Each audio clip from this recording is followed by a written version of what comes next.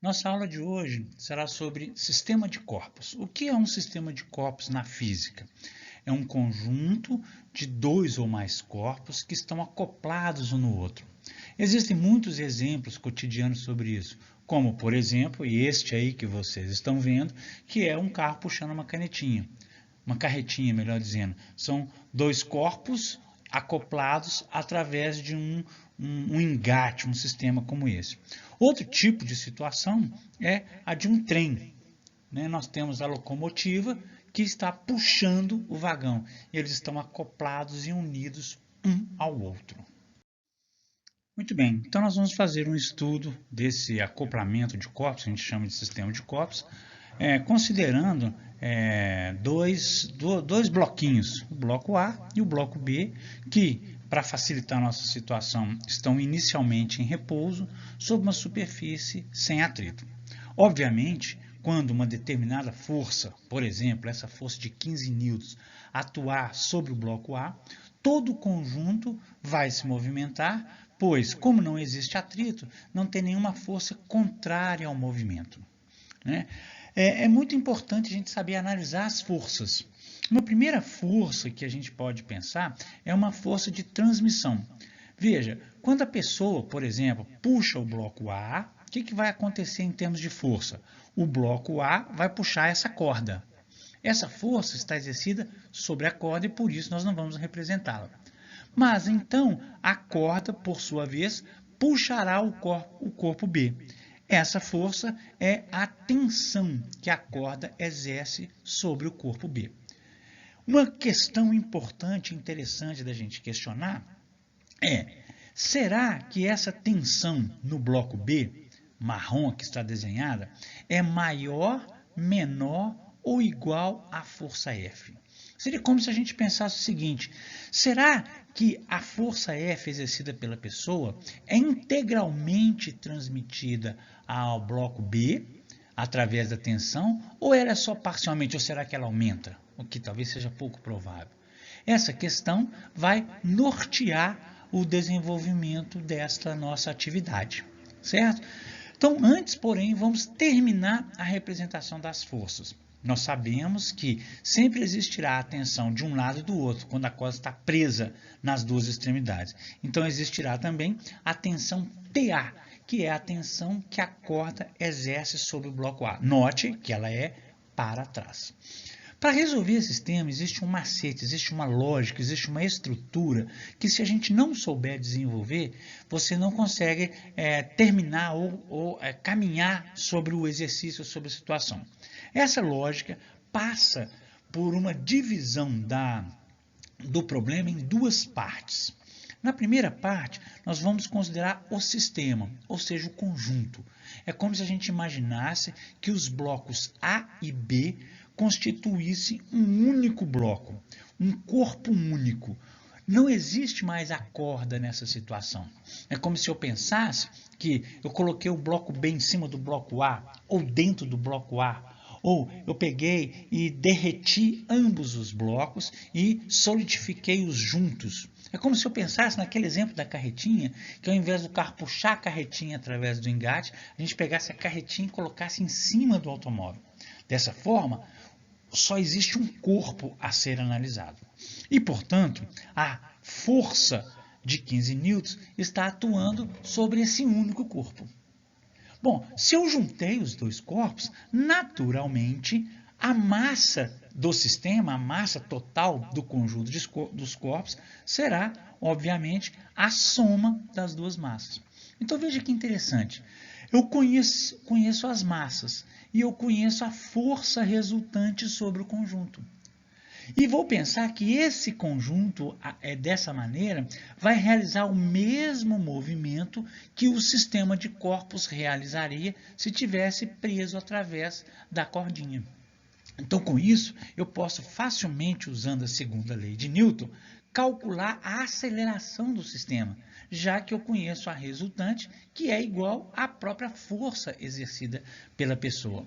Note, então, que a aceleração do sistema poderá ser expressa dessa maneira. Então, veja, a aceleração do sistema é a força resultante do sistema sobre a massa do sistema. Esse S quer dizer sistema. Sendo que a resultante é a força F e a massa é a soma das duas. Portanto, 15 dividido por 2 mais 1, veja que as massas são 2 e 1, vai dar uma aceleração de 5 metros por segundo ao quadrado. Essa aceleração de 5 metros por segundo ao quadrado, que a gente acabou de obter aqui, ela é muito importante da gente entender, porque o valor dessa aceleração é o mesmo valor da aceleração que cada corpo terá separadamente. Porque todo o conjunto está andando com essa aceleração. Se todo o conjunto está andando com essa aceleração, se a carretinha em cima do carro, por exemplo, está andando com essa aceleração, então a carretinha atrás do carro está andando com a mesma aceleração, porque é o mesmo tipo de movimento. Bom, sendo assim, vamos analisar agora separadamente cada um dos corpos, levando em conta que cada um deles possui essa aceleração. Então, por exemplo, se a gente analisar somente o bloco A. Ao analisarmos somente o bloco A, é como se a gente estivesse, então, isolando o bloco A do sistema. Então, veja, é como se eu pensasse aqui assim, ó, vou circular o bloco A e vamos analisá-lo. Logicamente, eu conheço a massa do bloco A, que é 2 kg.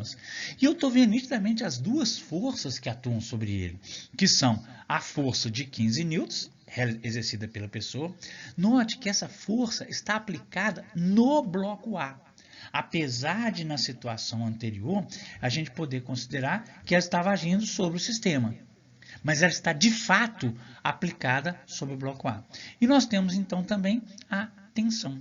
Ora, o que vai acontecer nessa situação? Eu conheço a aceleração do bloco A e sei que essa aceleração do bloco A é a mesma aceleração do sistema.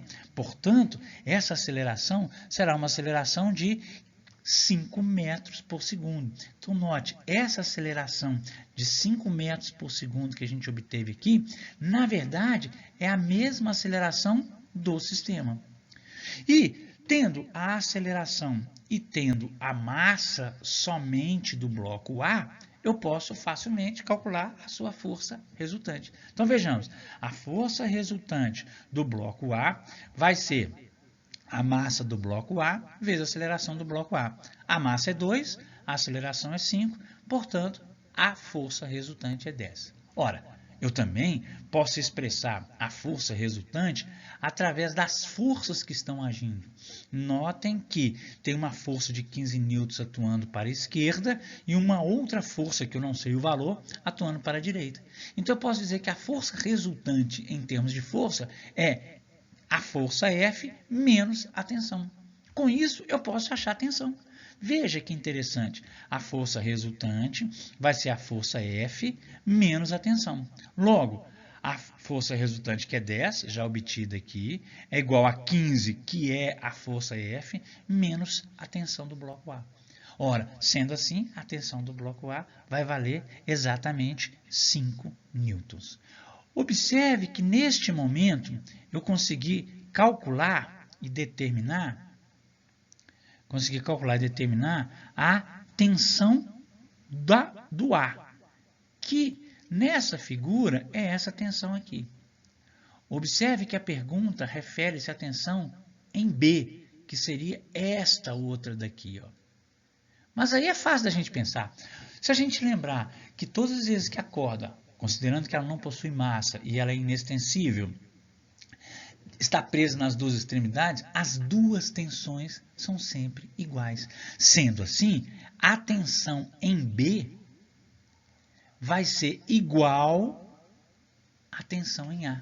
Se a tensão em A foi 5 newtons, quer dizer que a tensão em B também é 5 newtons. Ora, com isso, nós praticamente já respondemos essa pergunta. Essa tensão vai ser menor do que a força. A pessoa fez uma força de 15 newtons e a tensão que vai surgir em B, que na verdade também é em A, vai ser de 5 newtons.